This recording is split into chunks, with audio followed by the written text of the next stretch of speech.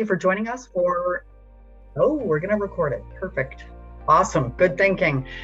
Join us for small business ownership through improved financial management. We have quite a number of participants today. Whoops, someone took me out of quite a number of participants today, which is terrific because it means there are a number of folks out there that are interested in owning their small business, which is really, really exciting. So let's go through some introductions. Today, in order of appearance, if you will, is Victoria Dooley, who is the Executive Director of AEDC. She can give a wave. We have Zach Hobbs, our CPR, that is the Center for Pandemic Response Outreach Coordinator with ANCA. Danny Delaney, who is the Director of Entrepreneurial Programs at ANCA. I am Kim Mannion, I mentioned. We have Steve Garneau, who is a Loan Program Manager at AEDC, and Jess Spiegel, who is a Project and Grant Administrator with AEDC. So a great team that will present for you today. Our agenda, Victoria is going to provide us with some opening comments and just an overview of AEDC. Zach is just going to give us an overview of the Center for Pandemic Response, which is a joint collaboration among a number of different organizations to address some of the issues that are arising for businesses as a result of the pandemic. Danny is going to provide us with an overview and kind of an introduction to financial health and wellness as it relates to business. We're going to talk about some cultural issues and values and cultural norms around money. We're going to walk through, this whole presentation is in the context of buying or starting a business. So we're going to walk through what the process is to buy or start a business and some of the pros and cons.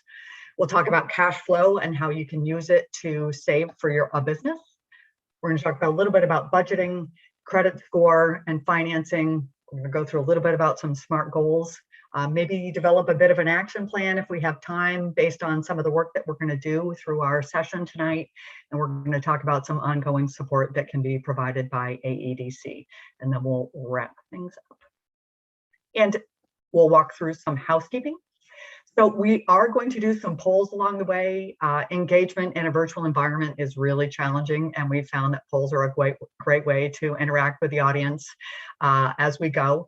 If you have questions, please either raise your hand and we'll acknowledge you, but what we found is that it's it's just a great way if you have a question to just put it in the chat, and we have moderators for that. We're going to take about a 5-minute break around 6:15, give or take, for body breaks and whatever else you need. And we are going to do a little anonymous quiz at the end just to see if the information that we hope to impart with you today actually hit home.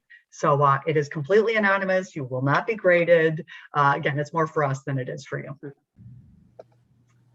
All righty, Victoria, why don't we turn it over to you? Thank you so much, Kim. So I'm just here to say a few words about our organization and kick us off here. We're thrilled you're with us this evening. Thank you.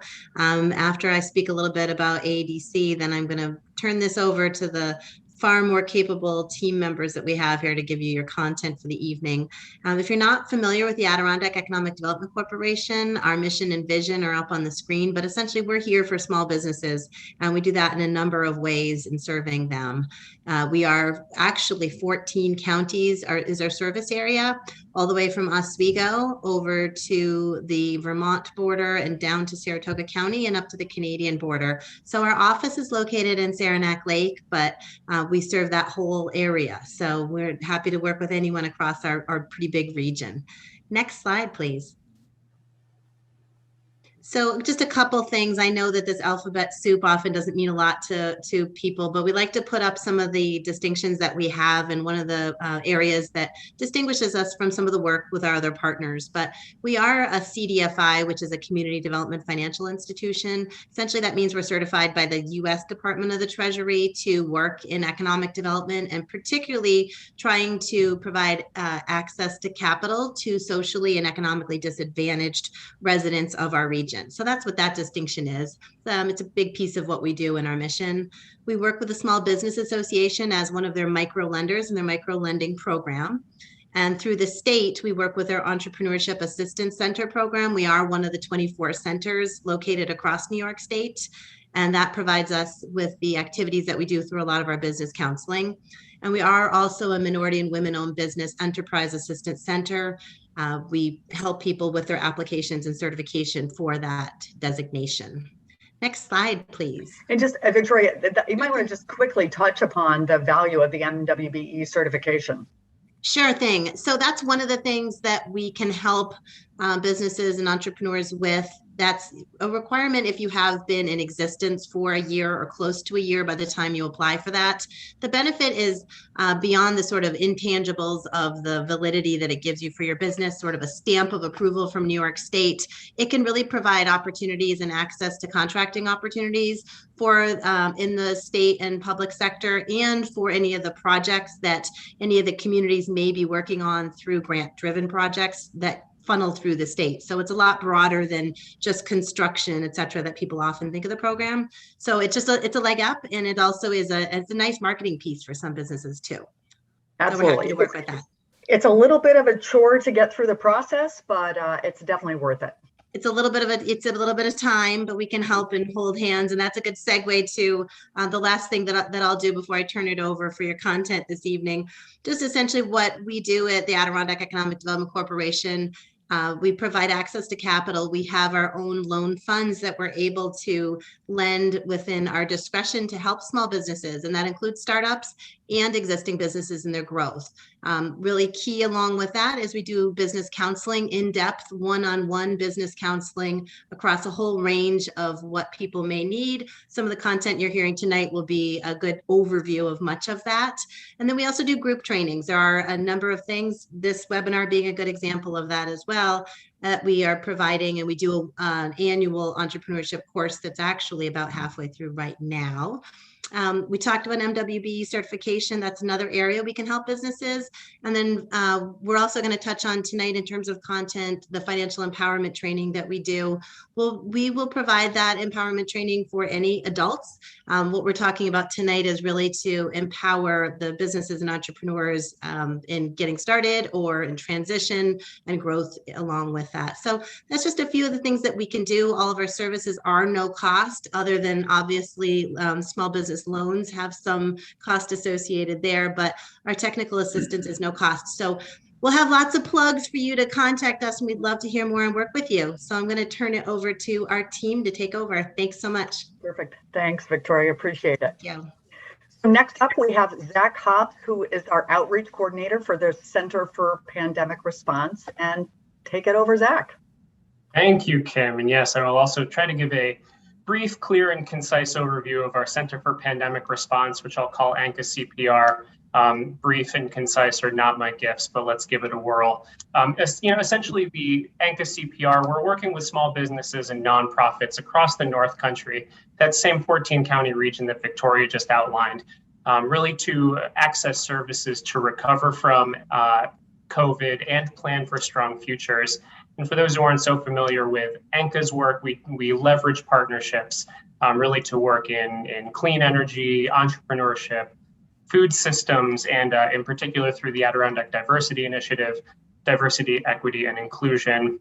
And I really want to underscore something. When we say small businesses and nonprofits, I of course mean current owners and leaders, but we also mean folks who might like to own an existing business, who might want to start their own business or organization, or even current employees of a small business or organization who could support their work through CPR services. You are all invited and welcome to the ANCA CPR world.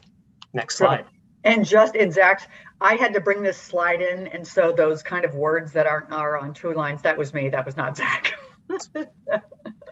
Thank you for protecting my PowerPoint ego. Exactly. And ANCA CPR services are provided by both ANCA and a network of partners across the North Country. Big shout out to our partners here tonight at AEDC, as well as other service providers and our local liaisons across the region for their partnership. So this is truly a team effort. Next slide, please. So, really concisely, the who's, the what's, the why's, the when's. Again, I sort of just said who we are and who you are. Really, if any of the services I talk about or that you learn about in the CPR world seem interesting, we invite and welcome you to reach out. What is it? It's going to be webinars, one-on-one consultations, work groups, ongoing support from our team. It'll look a lot of different ways depending on the services you receive. Most of them will be free. I think that's the underscore. Nearly all of them will be free. When, it's a 2-year grant funded program, and we really are trying to deliver quick services that address immediate needs. So they'll be delivered within 3 to 6 months, and we are enrolling now. So we welcome folks to our pipeline today. And, the one last point I'll make on that is we know this is a challenging time for small organizations. So it's really about making services.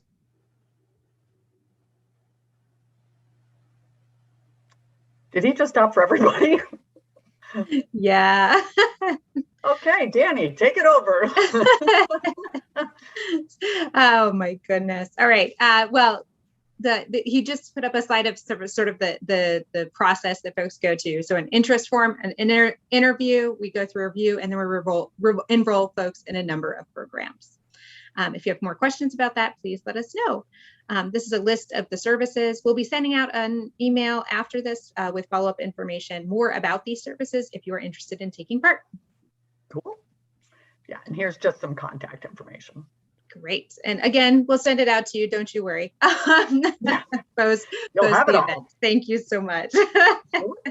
All righty. And Danny, while you're unmuted, we're going to take it off, and Danny doesn't have slides, so this is more of a dialogue. So we're going to go to kind of an open. Great. Yeah. Thank you so much. And thanks for Kim for sort of queuing me up here. Sorry, we lost Zach there. But I've been helping to coordinate the Center for Businesses in Transition for the last 3 years, which is a regional partnership of nonprofit organizations, community leaders, political folks, like anybody in their community who wants to sort of tackle and think about how the retiring business owner population can sort of think about their succession plan and move forward with developing a succession plan and thinking about what they're going to do to transition their business, either to an employee or not. And so we do that with a huge variety of partners throughout the region, all of our Center for Business and Transition liaisons. We work with over 160 business owners. And I think about 84 aspiring entrepreneurs right now. It's a great program. There's tons of additional webinars that have been recorded and resources. So if you have questions about transitioning businesses, please do let us know. For tonight's program, I just want to make a few sort of quick points about some of the things that might happen and some of the things that we might talk about. And one of the things that I just kind of wanted to start with on behalf of ANCA is that we're making a lot of assumptions in tonight's program. We're making assumptions that the folks who are coming here tonight are likely to be living wage employees of a business that they want to take over. That may or may not be you. When we use the term living wage, it's like a theoretical income level. So you have enough money to afford adequate shelter, food, other necessities according to your geographic location. So those numbers might change by area. But we also recognize that for some folks, you may be struggling to make childcare payments, rent, heat payments, pay your mortgage. Minoritized or other BIPOC individuals traditionally left out of economic prosperity throughout our region and country may face a variety of barriers that doing any of these personal financial management things may not address, right? And so some of this information may seem out of reach, and we acknowledge that it probably is.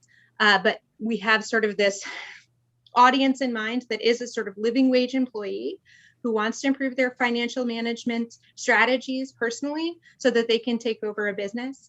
If you are somebody for whom this seems out of reach, please still contact us, the AADC or ANCA. We want to help you as much as we can and help think through strategies with you about how we can make your business dream a reality. But I just want to acknowledge that some of this might sound or be a little bit out of reach for some folks who may be struggling to make ends meet. One of the things that, I think is very prevalent in our culture is sort of an underlying belief that lower income Americans don't know how to manage their money as well as people who seem to do better and are prospering. Oftentimes, I think personally, and this is a personal opinion, that's absolutely not true. If you are in poverty or having trouble paying your bills and you make a really low wage, you know all about your own finances much more than anybody else because you're tracking every penny, right? And so we want to be really respectful of this. So we're still doing this because there is a segment of our population that seeks to take over an existing business that is making a living wage and could benefit from understanding how the business and personal finances are related. So we're excited to be doing this program, but we want to really sort of drive home the points that there are a lot of systems in place that as you're trying to take over an existing business, you know, a lot of barriers that you're going to face when you go to the bank, when you go to a gap lender. And so the more that you know about those barriers, the better chance you will have success. And we just wanted to lay those out as much as we can. Another assumption that we're making is that you're seeking financing through a traditional bank or gap lending agency, which we'll talk about more. That may not be the case for you. Many folks may be able to get financing through a buyout, or the owner is going to do financing. And if you have questions about that, please let us know. We have other resources available for that kind of thing and can help you through that. Because financial situations are not a reflection of who you are as a person, your ability to successfully run a business or not, please know that you are all welcome here and that we know that these topics can be really sensitive. For those reasons, if you want to turn off your video, go ahead. If you want to change your name and just put in your initials, that's fine. Just send us a direct message with your name for attendance purposes. But it is being recorded, but if you aren't pinned to the screen, so it won't show up like that in the recording.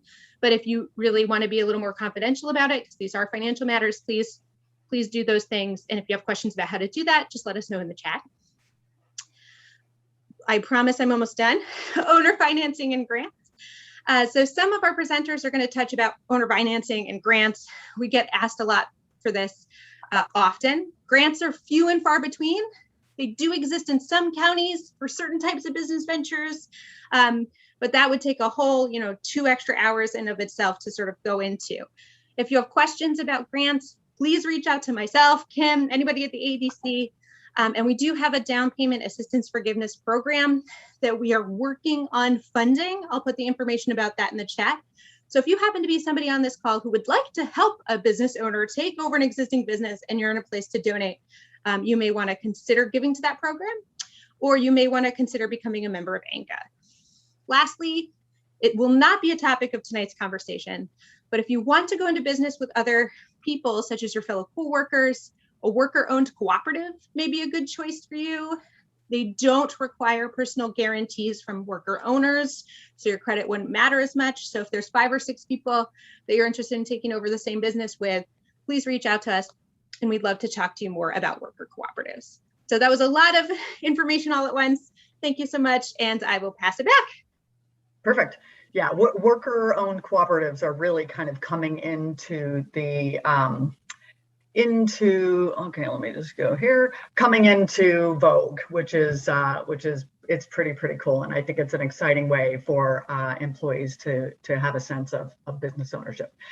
So I am going to launch our first poll to kind of get a sense of where our audience is at. If you wouldn't mind just taking a sec, I just want to get a sense of who here maybe plans to start a business within the next year, maybe within the next couple of years. And when we say buy, it could mean take over a business that you work for. So whether you'll be buying that business, but buy, take over, kind of the same, or maybe you're none above, like maybe none of these apply to you. So why don't we give it like another, it looks like we have 7, yeah, jump in there. We'll give it another like 10 seconds and we will report out. All righty, 3, 2, 1, all righty. So we're going to share the results. Looks like we have some folks on here that maybe aren't interested. Some plan to start a business, buy a business. This is awesome stuff. Just gives us a sense of who we are presenting to. Just you can take a look there. Let me stop that. Okay. So our hope today is to give you some insights on some of the things that are involved with buying or starting a business, some financing sources, what goes into your credit score and that kind of thing. But also we expect that we'll remind you of some things that you're really probably pretty knowledgeable about already. Like, you should save, but maybe you haven't, like, it hasn't risen to the top lately. You probably know about some debt management and that kind of thing, but hopefully we're just going to kind of help you maybe put a plan in place. Again, this kind of concept, you should lose weight, but you don't really do it. And then somebody helps you kind of tee it up. So that's just where we're at. I am going to turn it over to Steve because our values and our cultural norms tend to shape how we want to spend our money and what we value in terms of how we spend our money. And he's just going to spend a couple of minutes and talk about that. All right. Well, thanks, Kim. Good evening, everybody. Thanks for having me here tonight, you folks there at ANCA. So, yeah, we'll talk a little bit about money and values. For the most part, the decisions that we make every single day about money, our finances, how we spend it, how we earn it, how we save it, all of those decisions don't happen in a vacuum. Okay, there's something behind. There's something behind those decisions that influence us, and it's our feelings. Essentially, it's our feelings and emotions. Those things that really come into play are like value, the culture that we're from or that we grew up in, and the traditions of our family, and those kinds of things all influence our decisions of how to handle money. For instance, when we talk about values are things that are important to us. These are the priorities are in our life, and those are the things that are important. That's how we spend our money. So that's definitely a fact. When we talk about things like culture, you can put that in the context and think about the difference between Western culture and Eastern culture, Eastern society. Here in the West, we're very independent people. We tend to pride ourselves on taking care of ourselves. It's part of that, being rugged and independent and things like that. We stand on our own 2 feet here in America, right? That's kind of somewhat how the culture is here. But in the East, and then in Far East, it's a lot different. In those kinds of cultures, they're very familial. The way their family units are organized. It's all about caring for the family. In some societies, there might be several workers that all reside under one roof. And in that kind of a culture, it may very well be that they pool their money and spend it on things for the common good of all of the family members. Very, very different than how we see, those kinds of money actions and decisions here in the West. Another element that influences our money decisions are the traditions. Oftentimes we go with what we know. We do the same things that we've always have. Oftentimes these are decisions, or strategies of handling money that are learned from our parents. These are things that they taught us. These are the things that we learned by observation and things like that. And it may even be tied to some religious affiliations that we have. Many religions have, requirements of their congregation to donate to the church and things like that. And oftentimes those kinds of decisions are very, very high on your list of priorities because these are the values that you have. So there's lots of different factors that come into how people decide to spend money. Cool. Are they right or wrong or better or worse? It is what it is. It's decisions, and people make decisions for a wide variety of reasons. And these are all personal choices that we make. Yep. So that's just my quick summary. Thank you, Steve. Yeah, it really, it has a big bearing. And when we talk about setting goals for yourself, you're going to want to look at your own personal goals and or values and make some decisions around that. So let's move along here. All right. So here is the process of buying a business. And we're just going to kind of walk through it pretty quickly.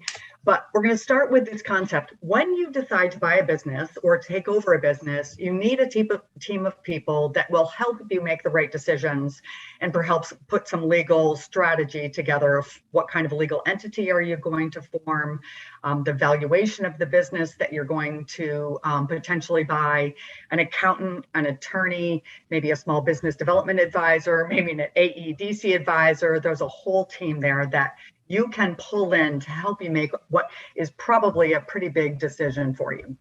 You're going to make some decisions around the size of the business that you can afford to either start or buy. You'll need to make a down payment, which is generally 20%, and you're going to potentially get loans. Chances are, I guess it's possible that you could come up with the full nut that you want to use to buy or start a business, but in most instances, you are going to need to come up with some loans to be able to do that. And we'll spend quite a bit of time on that.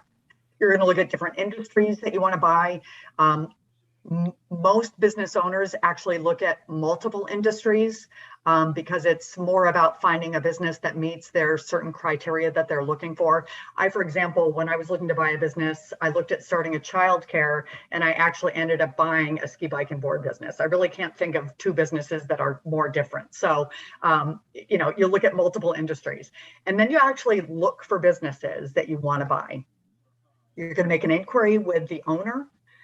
The owner is going to do some vetting with you. You're going to go through a non-disclosure because you're each going to be sharing financial information. You're going to evaluate the business. That is, once you have the non-disclosure, it means that they can open their books to you. You're going to take a deep dive into, the P&L, balance sheet, that kind of thing. And you're probably, hopefully, at some point going to submit what's called a letter of intent. And what that means is that it outlines the criteria or various components of your offer. And it's a pretty big step in terms of buying a business. You enter into what's called a due diligence period. And here is a point generally where you would make a deposit on a business when you enter into this phase. And what it means is that the business owner is going to temporarily take the business off the market and engage with you exclusively. That deposit could be 2, 5, 10%. It really is negotiated between the buyer and the seller, but you enter into this exclusivity. You'll drop some contracts, you'll execute a purchase and sale agreement, and eventually you'll have bought the business. These are all the points along the way where your financial situation will have a bearing on this progress. So what I advise sellers when I work with sellers, when they get an inquiry in a posting that they have, when an interested buyer comes along, I will suggest that in the response that the potential buyer makes, that they describe their ability to buy the business, whether it's financially, experience, that kind of thing. You'll both sign an NDA because it means that the business owner is going to open his or her books to you, but you are also likely going to need to open your personal financial books to a seller. They want to know if you're capable of buying this business, particularly if there's seller financing involved or traditional financing. Your financial profile will have a bearing on how that looks. And you can see the other steps along the way. So it plays a big bearing at different steps along the way. The idea of starting a business, you're going to look at different industries. Definitely find an industry that you're passionate about because it's all consuming. You're going to do a lot of research, and then you're going to do more research to find out if this is a solid business idea. You're going to write a super tight business plan that really looks at every aspect of starting a business, including how much it's going to be to get you up and running. It's going to take a while to generate some revenue, right? And you're going to have expenses that are going to happen before you can generate the revenue that will be able to cover those. That's called working capital. We'll go into a little bit in the expected financial projections for the business, what you expect the business to do in the first month, 60 days, 3 months, etc. And then you're going to go to lenders and try to find someone that will help you fund your effort.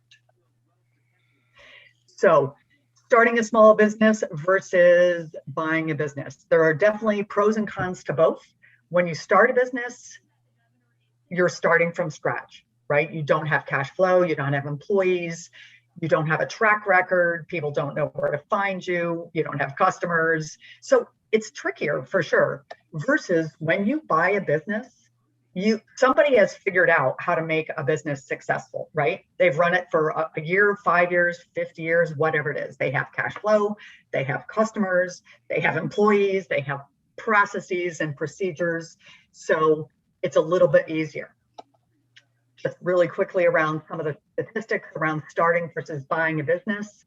The statistics around buying a business are the statistics around success around buying a business are much higher. Again, this idea of a proven track record, the current owner, you would negotiate this, but the owner is likely going to get you up to speed so that you understand how the business has been successful over the last X number of years. And you would negotiate what that looks like in the first month, first couple of months, in-person training versus remote training, etc. So why would anybody, given that, want to start a business versus buy a business? Because buying a business is far more expensive. You're paying for that establishment. You're paying for the goodwill, which is the intangible, right? Somebody has spent a whole lot of blood, sweat, and tears getting a business up to speed to make it reputable, profitable. They have vendors that work with them, and that has value, right? That's what we call the goodwill. It's the intangible part of a business. And very often through the course of doing business over a number of years, they would have built up the inventory if they are a business that deals in inventory, or their furniture, fixtures, and equipment, which could be higher if they are a service-oriented or heavy equipment kinds of business. So it will be far more expensive. The flip side is when you are buying a business, lenders like the predictability of an existing business. Bankers definitely like the proven track records, GAAP lenders do. There's this concept of seller financing that we'll get into. That is where a seller offers to be one of the lenders when they sell a business. And we'll get into that in a little bit more. So, in summary, it's harder, but if capital is a limitation for you, it may be a great way to go. And it's a great way to get into, and I think Jess has some items like it's the independence of owning a business. There are a lot of great things. And if you have limited capital, it could be a really great way to do it versus kind of this idea that it's a little bit easier and that kind of thing. Studies have shown that start a business is between 30 and 40,000. I do know folks that have started businesses for less, but that is kind of the ballpark around that. Whereas a lot of research and studies show, between 150 and 200,000. And obviously the sky is the limit in terms of how much money you can spend to buy a business, but those are some ranges. So regardless of whether you're buying or starting a business, there are several components that make up the buying or starting a business. We talked about goodwill. That's specific to buying a business. That's that intangible piece that is the reputation, and that's the toughest one to finance, just so you know. The inventory, that's the stuff you sell. Some businesses are going to have a lot of inventory. Retail, for example. Other businesses will have very, very little inventory. There's the furniture, fixtures, and equipment.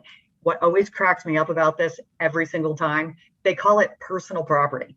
Like, it's not personal property, it's like your business property.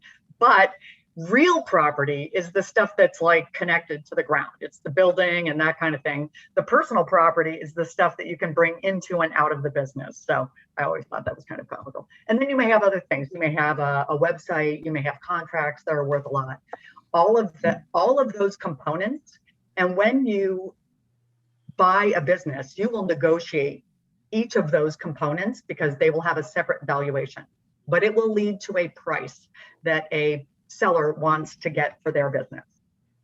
For the purposes of our evening tonight, I went with 100,000 because it's kind of in between that 30 to 40,000 to start versus 150 to 200. It's an easy number to do math on. So we look at the fact that it's these different pieces. And we kind of touched upon this concept of working capital that we'll get into. That's as important, if not more important than these other pieces, because it's the lifeblood. Cash is the lifeblood of a company. We talked about 20% down payment minimum, right? There needs to be skin in the game. If you intend to find anybody to lend money to you, you have to have skin in the game, and it's generally a 20% down payment. The rest will generally be loans, and those loans, we'll talk about different sources for those loans that you may have. And now we're going to kind of introduce a concept called cash flow that I'm sure many of you are familiar with. And it's a way that you can, if you can increase your cash flow, perhaps at this point, maybe you've saved as much as you think you need for a down payment. Maybe you're working towards a solid down payment for a business, but increasing your cash flow is a way to increase that. Cash flow being revenue, or the incoming that is coming into your business, less expenses, gets to your cash flow. A lot of people think that revenue, or that money coming into your business, is cash flow. It's not. It's the money coming in less the money that's going out, and that your net is the cash flow. So let's throw a little cash flow poll here. Let's see what we got here. So how I have played a part in managing the cash flow, that is the revenue and or expenses of a business. Yes or no?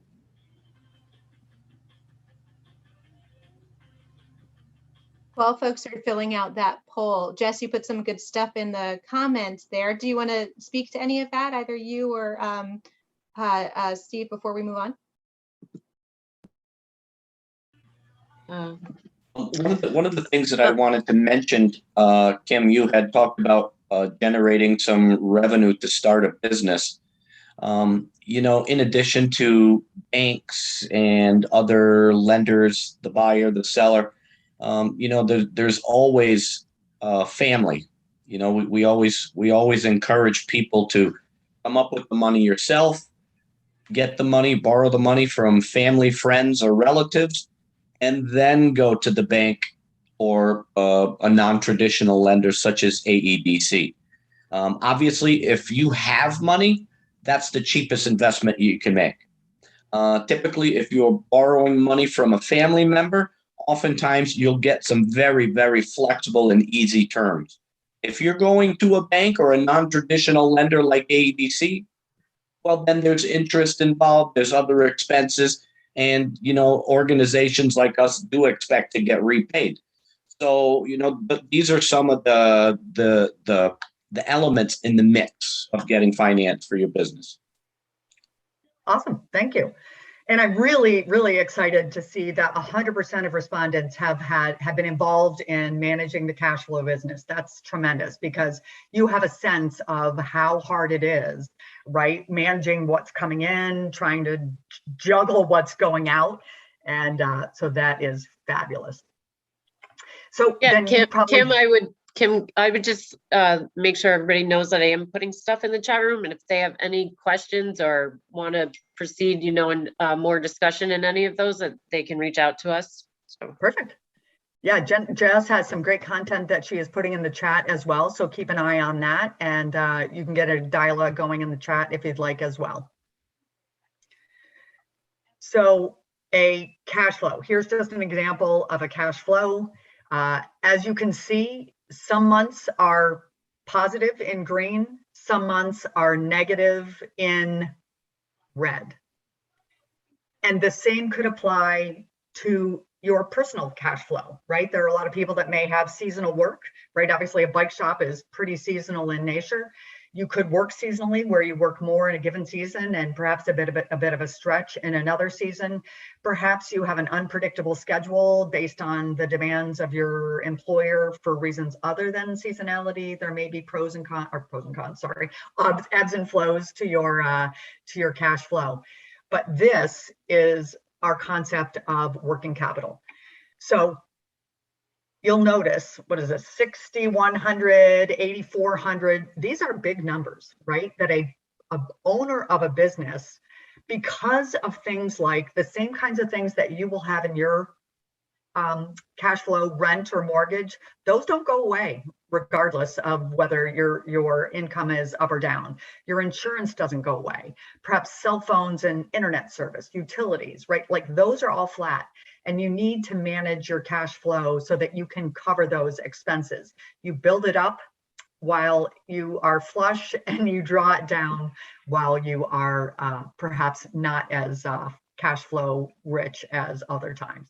So again, just kind of this concept of working capital and making sure when you're thinking about buying or starting a business that you have your working capital, because I can't tell you how many businesses end up going under because they don't have the working capital and they don't understand the concept of working capital.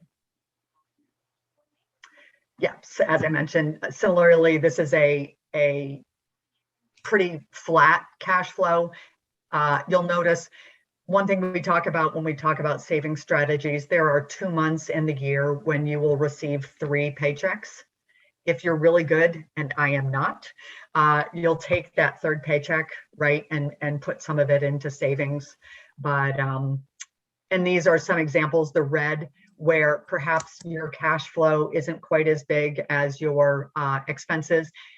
And this concept of here, it's July, it's a vacation. Here are things, you know, planning for Christmas and other different expenses. And I think just understanding that stuff is important. Wow, somebody's drawing all over my screen. Pretty cool. I've never seen that. So if managing your cash flow is a problem and you are in a situation where maybe you have an unpredictable, you can always work with the ADC because they have a financial empowerment program that can help you come up with strategies to manage those different things. So we're talking about cash flow. The way that you can increase your cash flow is to increase what's coming in, decrease your revenues. If you can do both of those, but all of them are ways to increase your cash flow.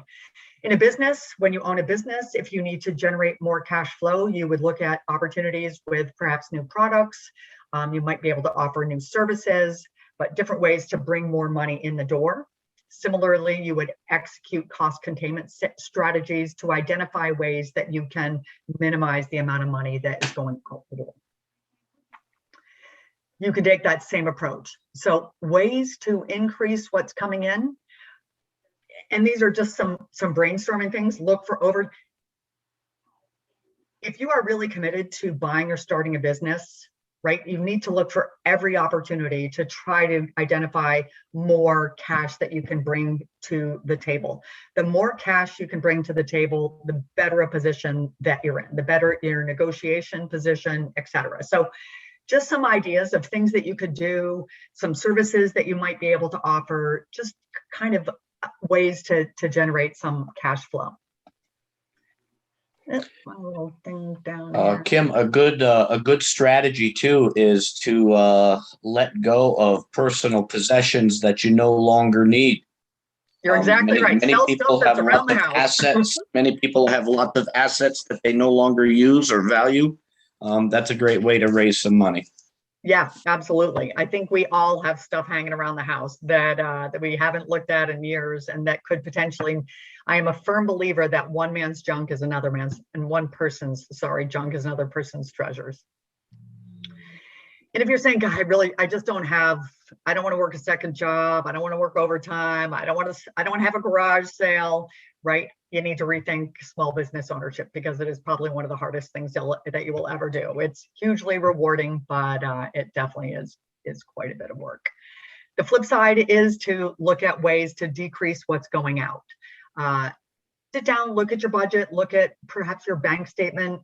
We'll talk about budgeting in a little bit, but go through and see if there are things that maybe you're inadvertently spending money on more so than perhaps you need to be. And this is kind of this concept of needs versus want. Needs and debts and that kind of thing, those are things shelter, food, insurance, those kinds of things that you really don't have a choice. And the wants are the things that you can control. So, maybe if you like to go and get a cup of coffee every morning, or maybe you're picking a Red Bull out of the refrigerator at the grocery store, dropping cable, avoiding late fees. Let's take a look at some examples of what that might look like if you were to skip coffee. We don't want to eliminate it 100%, but let's say you were to go from 5 drinks a week to just 1 drink a week, drop of 4 drinks a week, $3.50 per drink, give or take, almost $700 a year, right? I mean, that's a big nut. And I know it's hard to make coffee at home versus going out, but that's something that you could do. A couple of other things, this idea of dining at home, or perhaps if you go out. I had kids that worked for me, college kids that ate lunch out every day, college kids. And I'm like, holy cow. And then I did some math in my head, and the savings are ridiculous. And let's say $50 is too much, even $25, that's $2,100 a year. These are the kinds of things that you just want to, if you go from, we used to have cable, it was a couple $100. We dropped it all. We went to streaming, $1,200 a year. There are some tremendous Cricket and Total Wireless. There are some cell phone companies that are on AT&T, what's the other? Oh, Verizon. They use the same lines. The cell service is the same, but it's ridiculous how much you can save. Some other thoughts around just savings best practices. Once the money lands in your account, sometimes it just disappears, right? Whereas if your employer and you have direct deposit is willing to put, perhaps start with a small amount, but it goes directly into a savings account, so you never see it, right? And it doesn't become part of your monthly budget. It's just a way to, over time, build up that nut. We talked about getting paid 26 times a year. 2 months a year, you get 3 paychecks. I don't know about you, but I have a certain amount from each of my paychecks that goes into my mortgage account. That third paycheck, I don't need for my mortgage, so I should put into savings. And make that savings hard to get to. I don't know, all of my accounts are linked online, so I can move money around within my different accounts. But I have a savings account that is in another bank that I have to write paper checks for, right? Because it's a way, because it's easy when you get into a sticky situation and you can just move money from one account to another. So just consider that. I thought this was great, the 30-day rule. If you see something you want, and maybe it's a bit of a splurge, wait 30 days before you buy it, because maybe it's something you don't really need, right? Maybe it's, so I thought that was a really, really neat strategy. Why am I having trouble here? So anybody on our panel or anybody want to write any suggestions into the chat about perhaps saving strategies that have been successful for you? Well, I don't have any suggestions that have been successful for me, but I do want to highlight that first slide that you had in this section about the example for coffee.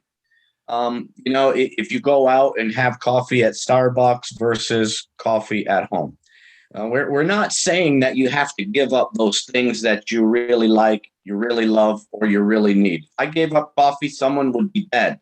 You know, you just can't go without that stuff. But you can make better choices.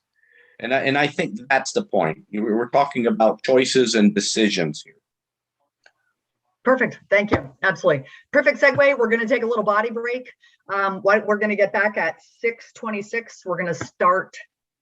Oh, spending freeze. Nothing not essential for a week. I love that. Pay credit card. We'll come back. We'll hopefully enter some more thoughts as a, wow, this is awesome. More thoughts, and we'll talk about those when we get back. So 6:26, we're going to come back, go get a glass of water, hit the bathroom, and we'll get going. Thanks, everybody. So I thought we had some great brainstorming. Steve, why don't you just talk about budgeting and how we might involve family in the process of budgeting so that everybody is involved. All right. Well, one of the things about budgeting, and we're talking about household budgets right now. We're not talking about a business budget or cash flow plan, but a household budget. Personally, I think that is something that should be done with all the members in the family unit. And one of the primary reasons for that is, you know, everybody, again, we're going to get back to this values and feelings and emotions and things. It may very well be that some of the decisions that need to be made may not be agreeable amongst all members of the family. So a decision about what are the important things, or what are the goals, what are the objectives, you know, what are we trying to accomplish? All of these kinds of decisions should be made with the family being involved, because you're going to get more buy-in. You're going to get more loyalty in getting people to stay with the program. Okay. And it's fun to celebrate if you kind of hit your budget. Well, those little victories are a victory that could be shared by the entire family if they're all working towards the same goal. So, it does give some reward for that purpose that's being achieved. Yeah. We're looking at this list here of expenses. Now, all of these things, well, not all of these things, but many of those things are, they may be fixed payments, like the mortgage or the rent. That's usually going to be the same every month. Insurance usually has a set payment. The phone, the utilities, other than some mild seasonal variation, those are usually about the same thing. So there's really not a whole lot that you can adjust with those expense categories. There are some other things that can be modified, like the dining and taking out, the entertainment, understanding needs from wants. Maybe you don't need this latest, greatest $900 cell phone. Maybe the one that you already have will get you through for another year or two. Yeah. But there's all kinds of choices, and when these choices are made collectively, usually there's a greater chance of success in achieving the outcomes. And it's done as a team. Yeah, it's awesome. Yeah, no, getting the family involved is super important. This is something that you could work with AEDC on. You're going to want to track your spending, categorize how you're spending, kind of establish some goals, track your progress against those goals. And I don't know, it feels really good, right? If you create a plan and set some goals for yourself and you reach those goals, I mean, it's pretty good stuff. So anyway, that's just think about that. Now we're going to flip to the other side, right? We've talked quite a bit about saving strategies to come up with a down payment, maybe increase your down payment. Let's talk a little bit about the debt side of things. So loans that you're going to get from potentially multiple sources. When I bought my business, there were, I had a gap lender, which we'll talk about. I had a bank, a couple of loans from banks. Obviously, I had my own money, but you are going to get money from a number of different places. So here is our poll on seller financing. So most small businesses are sold with some portion of seller financing, where the seller serves as the lender for a portion of the purchase price. True or false?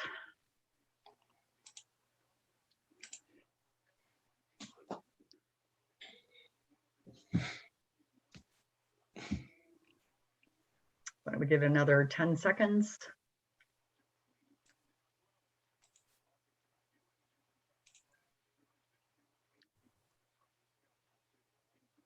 Cool.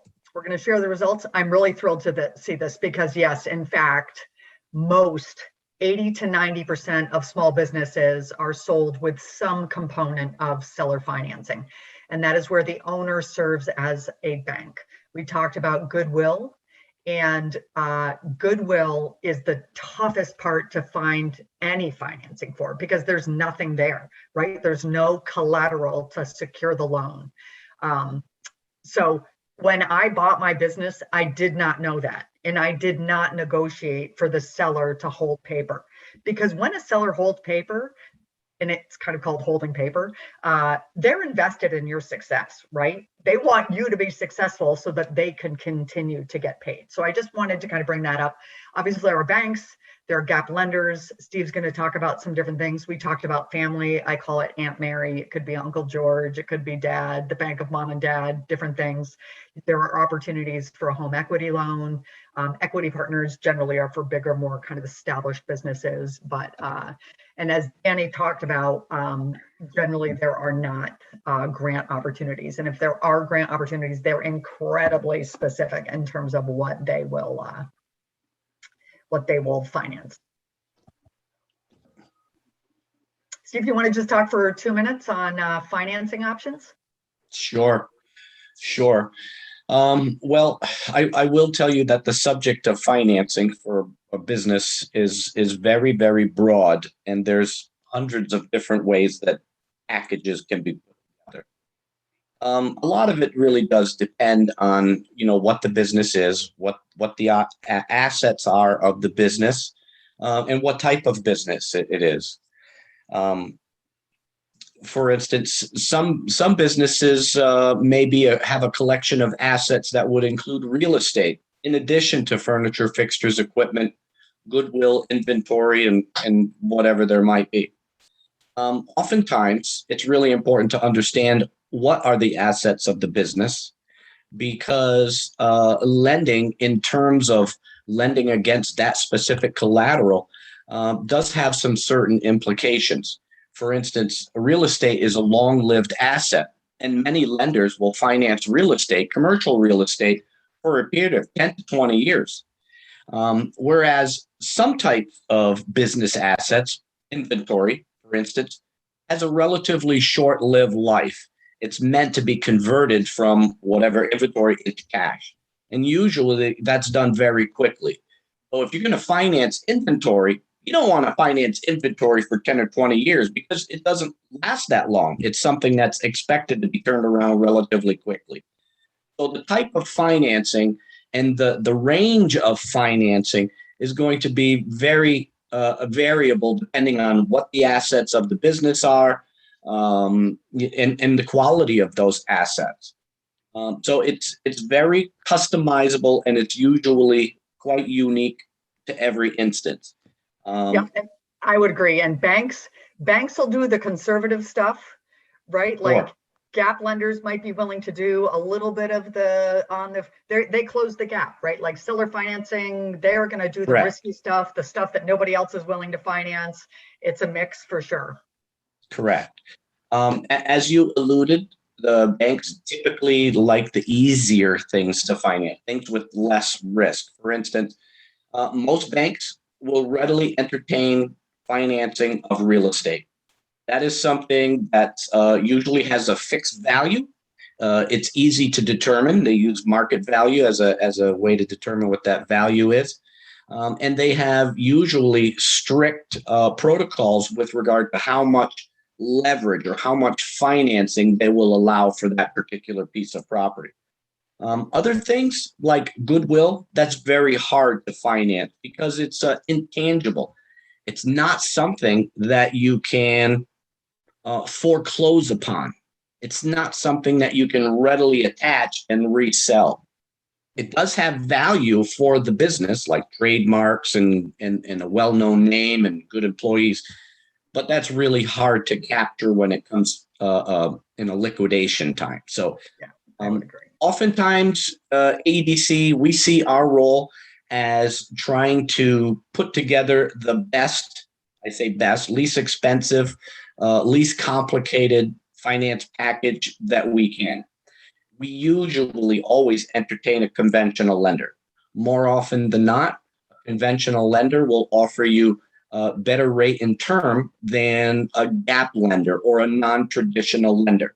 And the primary reason being is oftentimes that bank or primary lender, conventional lender, is typically in a more favorable collateral position. In other words, if the business would not succeed and it was forced into liquidation, when the assets are liquidated, the bank would be the first one to be reimbursed for their loss. All the other subsequent lenders typically follow in importance. So, the risk is greater the farther along on the collateral chain you are. AEDC, we are often subordinated behind a conventional lender, or we share as a participant with multiple gap lenders and share the risk among several lenders. There's lots of ways to make it happen. Granted, a conventional lender may require 20% down, but for a non-traditional lender like ours, ADC, we only require a 10% equity contribution. That doesn't necessarily have to be cash. That could be some equity that they are already putting into the business. And a good example would be an auto mechanic. We financed an auto mechanic shop several years back, and the individual had like $30,000 worth of tools. That was his. It was bringing it into the business. It was going to be a legitimate business expense or investment. So it was perfectly applicable to utilize that as collateral in the equity injection.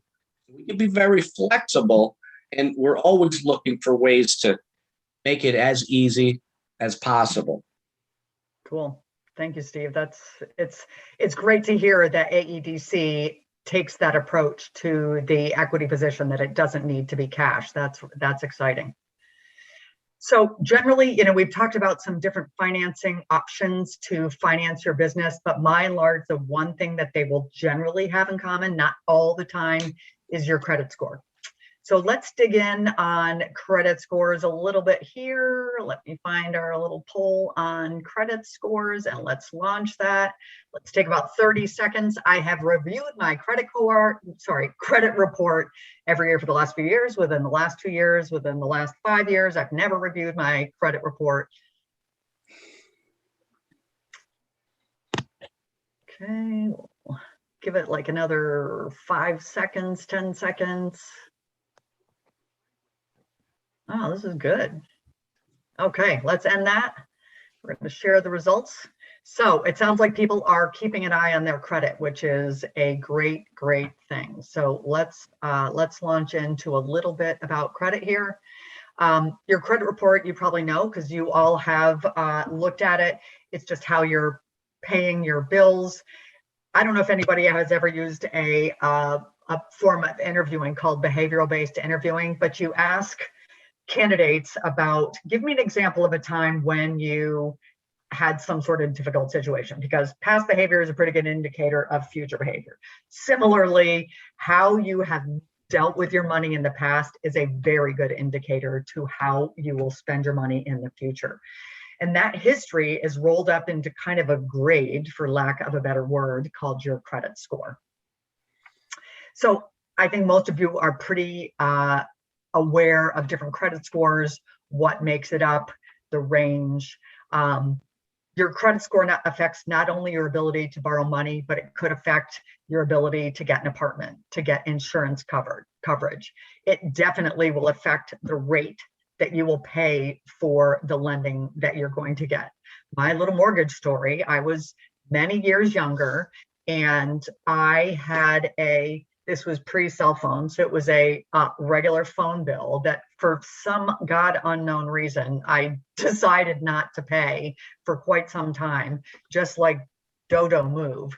And when I went to get a mortgage, this was one bill. It affected the rate that I paid on my mortgage. That was a 30-year mortgage. So every little bit counts. Anyway, just my little thing. Different companies use different formulas. Here's the range. I think you guys are pretty aware of credit scores, but just here's the percentages. There are a lot of people that don't have great credit. So if you don't have great credit, you have a lot of company, right? 43% of the US population have fair to bad credit. I will say bad credit is better than no credit. There are people out there that are invisible, that have never borrowed any money of any kind. And those are, if you're in a situation like that, try to take some steps to get that. These are the different credit card companies. There are 5 or 6 criteria that they use. Your payment history, 35% of your score. So it's the highest percentage.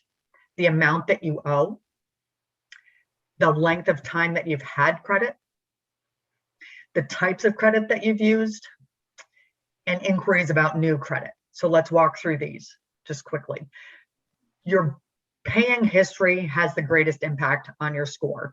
Don't pay your bills on time, people don't want to lend to you. And the longer that you go without paying them, the less they want to lend to you, because it affects your credit score that much. The amount that you owe, your total, the total debt that you have.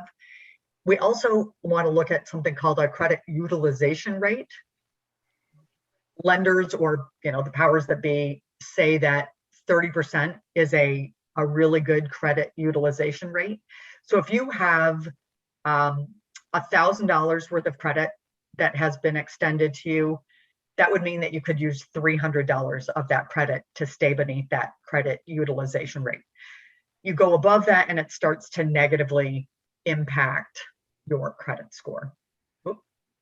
The length of credit history, the longer your credit history, the more positive effect it has, because it's a longer track record that people are basing your credit score on. 10 years plus is considered excellent. And if you have older accounts, I have a credit card account that my parents helped me open when I was in college, and you can guess that was quite some time ago. And that obviously has a really good effect on my credit score. The type of credit, the more diverse credit that you have, so it's not just credit cards, but it could be an auto loan, it could be a mortgage. Just the more diverse your credit, the more positive impact that has than new credit. So if you're looking for new credit, it signals to potential lenders that maybe you don't have enough cash flow to cover what's going on, and you're looking for opportunities to get that credit. That could have a negative effect. So let's just look at inquiries here for a moment, because there are two kinds of inquiries. There are hard inquiries and there are soft inquiries. And this is kind of hard inquiries are where you give permission to a potential lender to access your credit score. And this again kind of signals that you're looking to have someone extend credit to you. I don't know, but we all get these things in the mail or email or whatever, and somebody knows how much your mortgage is or how much you might have in credit card debt. You're like, how do people know this? And how do potential lenders know this? Well, these are soft inquiries. It sounds like these different financial institutions, it's public record, so they can go in, but those do not count towards, they do not count negatively. It's free to check your credit score and your credit report. So please do that. Check it once a year. It sounds like you guys have. There's a 5% error rate. It's free. If it's something that you haven't done and you would like help with, AEDC can help you do that. Maintain good credit. Keep those 5 things in mind, right? Like pay your bills on time, try to use your credit cards judiciously and occasionally. Don't apply for every credit card. I don't know, there are kids that come out of college, right, and apply for every credit card that is offered to them, or you're checking out of Target and they want to give you a credit card, you say sure, and we talked about keeping your accounts open so you maintain. Not only does it, keeping those accounts open not only maintains your credit history, but it keeps your total credit available to you at a higher number, so that the amount of credit that you use doesn't hit that utilization rate. And if you have an older credit card, try to use it occasionally, because it's possible that a lender could say you're not using this card anymore, and they could close the account on you. Just make smart choices around how you get paid. Auto pay. If you have a hard time, like I know I used to, just making sure that all your bills get paid on time, consider auto pay, right? Where it just comes out of a particular account on a certain day and you plan for it and you're good to go there. Managing, if you have debt, this is kind of more of a personal strategy, but there are different ways to tackle how to pay down your debt. One kind of says that you'll feel more successful and accomplished if let's say you have 4 debts and you pay the smallest one off, and then you only have 3 debts. Right. And then there's another strategy that says that you should pay the highest interest rate loan down first. And it really is the personal preference. But when you do your goal setting and such, bear that in mind and figure out what's going to feel the best for you.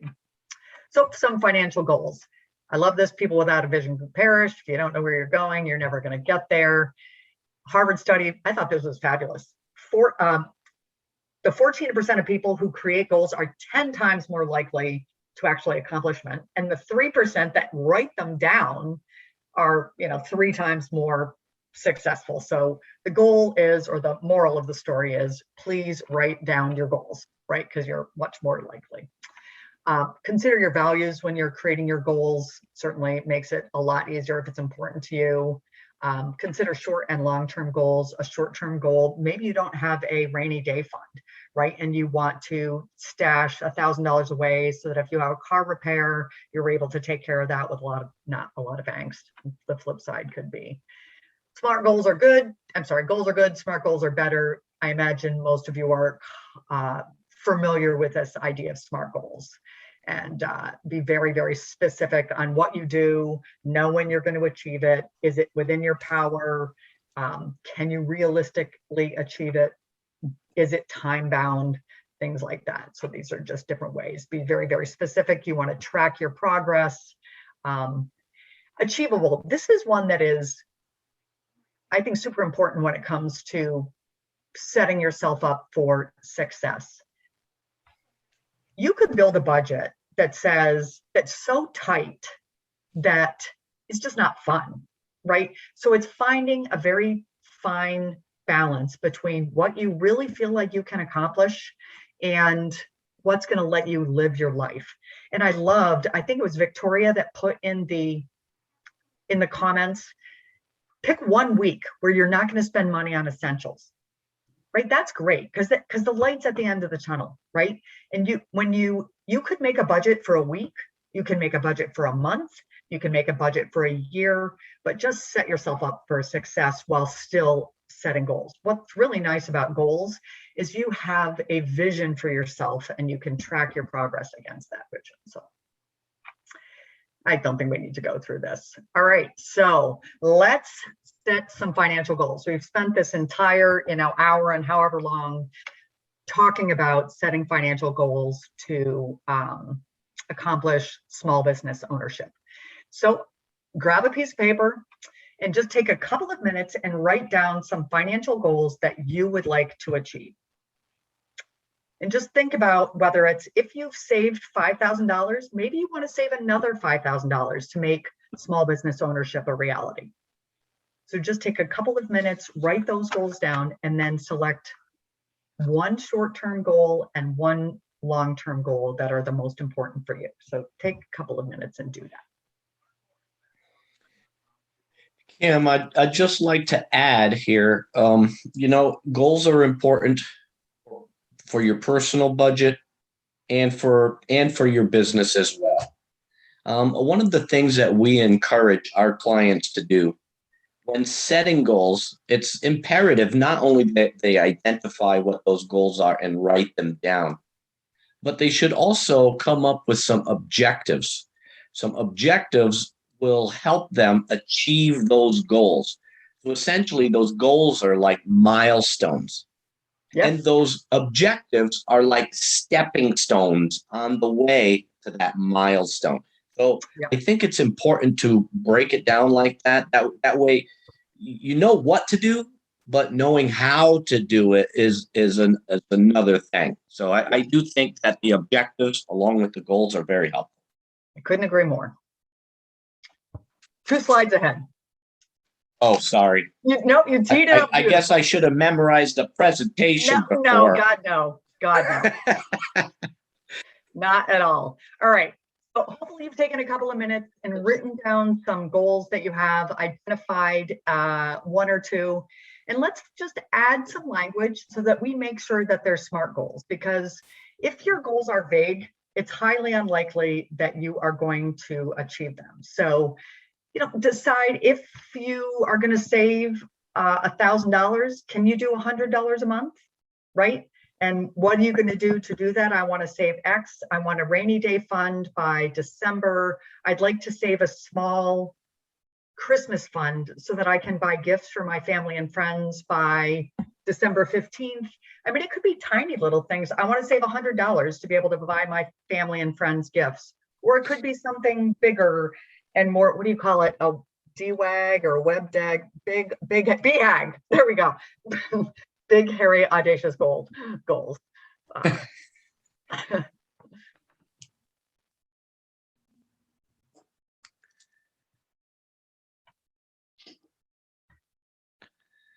And if this is kind of moving too quickly for you to do this, it's just an example of just trying to think about this idea of goal setting and putting a plan in place to achieve those goals. And again, this is something I'll continue to reference AEDC, or you could create a circle of friends that help you set goals and achieve them and that kind of thing.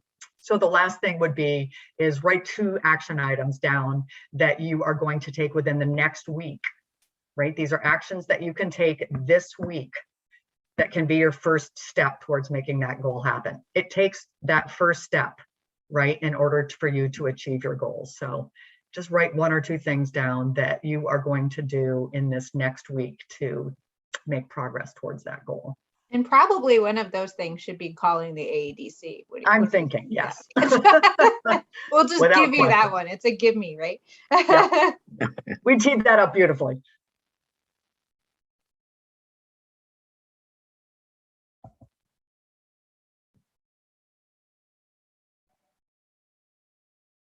Again, you kind of have the concept, and maybe you can jot some things down tonight before your head hits the pillow.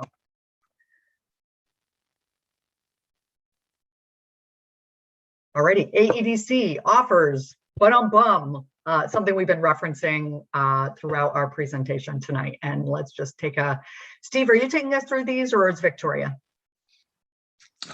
Jess? Jess, awesome. Are you up for this, or? I don't know if Jessica's prepared for this, or. No, I wasn't. I was typing. I think it's you, Oh. Steve. I think right, she's running chat. Yeah, Okay. she is running chat. I can do this. I think. All right. So yeah, our financial literacy program.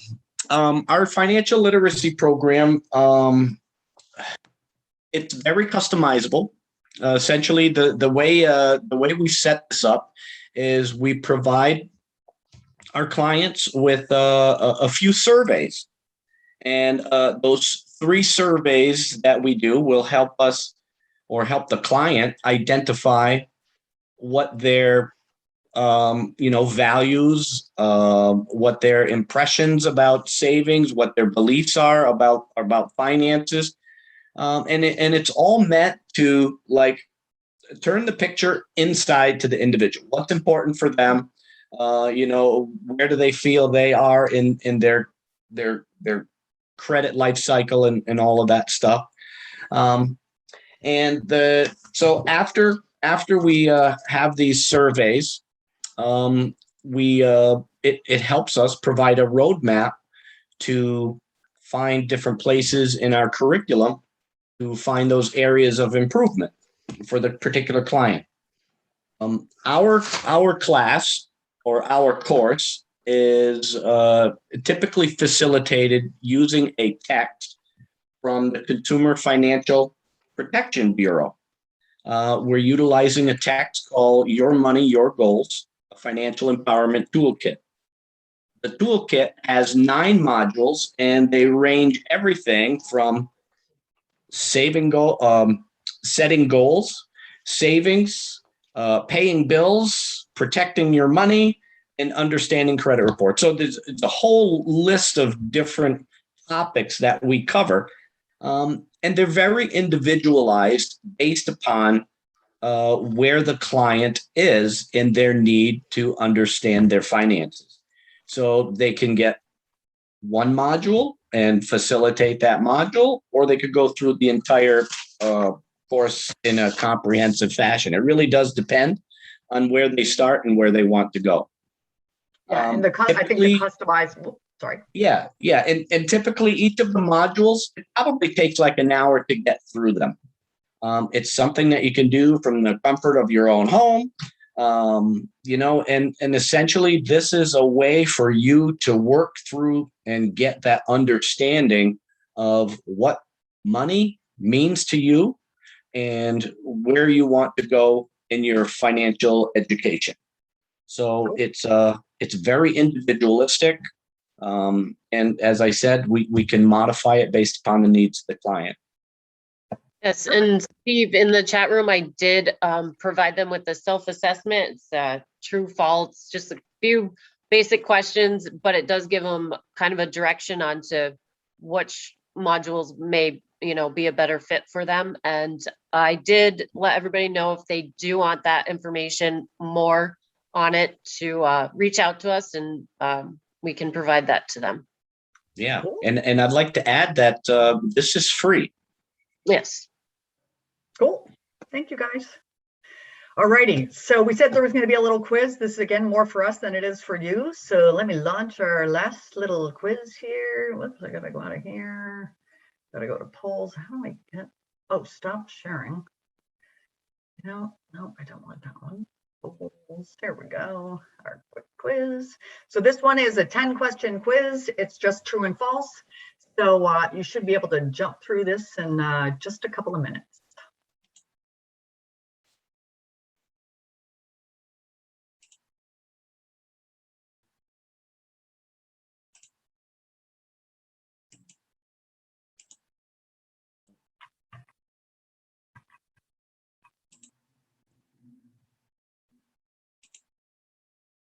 Which I'm not seeing I'm not seeing anything show up.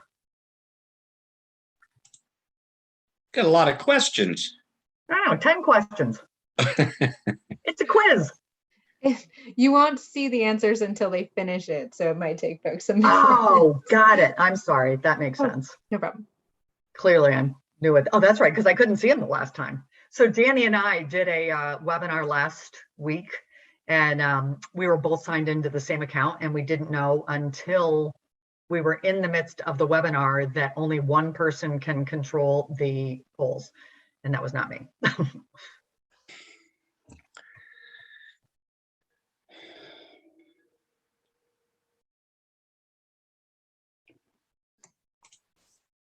Kim, I'm not sure if you saw that, but Stephanie just posted that she's not seeing the poll either. Yeah. So Stephanie, what may be happening is what we found today is if you have two people logged in from the same organization, only one of you will see the poll. And if that's not the situation, I don't have an answer. My apologies.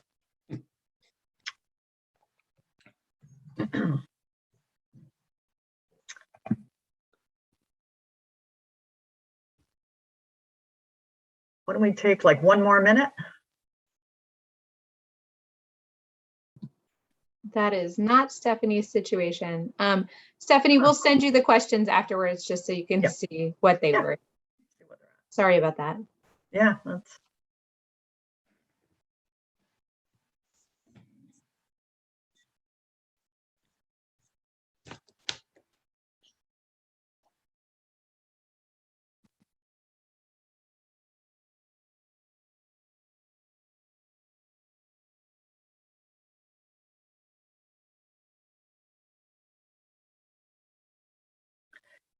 Why don't we do 30 more seconds, just so we can. We will go through the we'll go through the answers here pretty quickly. We're right on time right now, and I want to respect people's evenings.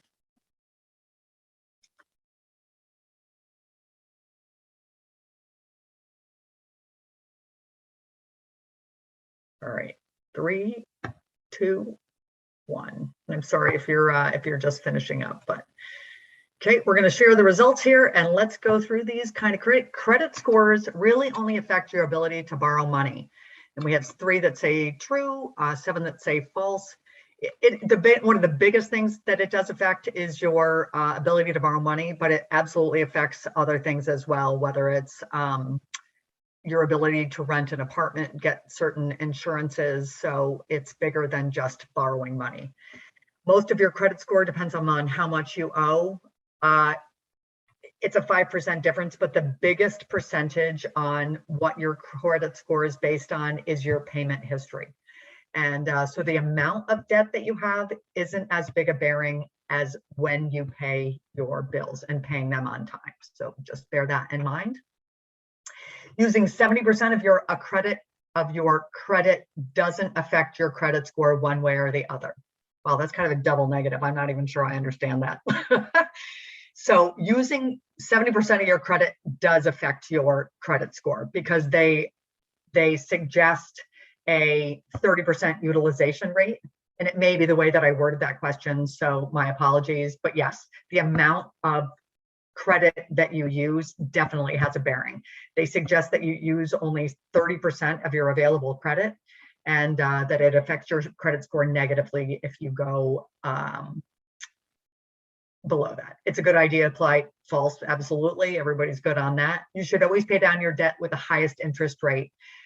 It is really, it could be perceived as true because you pay less interest, but it really is your own personal approach to how you want to manage your debt. Because if you feel like you're going to make the most progress by paying down maybe smaller debt loans so that it doesn't feel quite so daunting if you have 5 different debts that you're paying, and that's a better strategy for you, definitely go with that strategy. It may mean a little bit more interest, but again, the idea is to get that loan paid down quickly. For the most part, writing down your goals, absolutely. A in the SMART is for adaptable. False, it's achievable. You won't be asked to share financial information until you make an offer. That is false. At various points along the way, a business owner, because they want to vet buyers, business owners don't want to spend time with people that are not serious about and capable of buying their business. So as early as your submission of an inquiry to a business owner, you could be asked to describe your ability and capability to buy the business, whether it's your down payment capability, your experience in the industry, that kind of thing. You'll only need to make a deposit. You guys all got that awesome. And you've got, yeah, AEDC does not charge a fee for their services. So great job, great job. I did share those, right? Did I share them? Yeah, I did share them. Okay, never mind. All righty. So good job on the quiz. Appreciate that. Closing comments. Anybody can jump in here. I just want to thank everybody for being here. I was a small business owner for 7 years. It was the hardest, but the most rewarding thing that I have ever done. I work with a number of business owners that are transitioning their business. So it's something I'm very knowledgeable about. And one of the things that Danny, who is my boss, and I talked about today is this starts to touch upon that whole cycle that we went through at the beginning of the session. We have about 8 hours of content that we take sellers through as we work through that cycle. And we've talked about putting a similar program together for potential buyers who are exploring different buying. So keep an eye on your email, because that may be something that we do in the future. Keep an eye on your email, please, for we're just going to do kind of like, how do we do on this webinar, what worked, what didn't work. So we'd love your feedback on that. And as everybody said, please, or as we've been saying throughout the presentation, please reach out to AEDC, because they are a phenomenal resource. As is CBIT, right? The Center for Businesses and Transition. There are just so many great resources that are available. Any of our friends at AEDC have something to add, or anybody have any questions before we pop off the line? I'll just say thank you to this great group. I made the comment that this is an incredible, team of resources, and our partnership is fantastic. So really pleased everyone could join us tonight, and hope we hear from some people and follow up that we can help you some more. So thanks to everyone. Just want to mention to everyone that regardless of where you are in your financial wellness journey, we're here to help at every stage along the way. Everything that we do for you is strictly confidential, and it's free. I wanted to press that out there again. Yes, and please reach out to me with any questions regarding that. And like I said, the financial empowerment toolkit, if anybody is interested in that, again, please reach out to me and I will get you that information. Cool. Thanks, everybody. Have a great evening. We appreciate your time.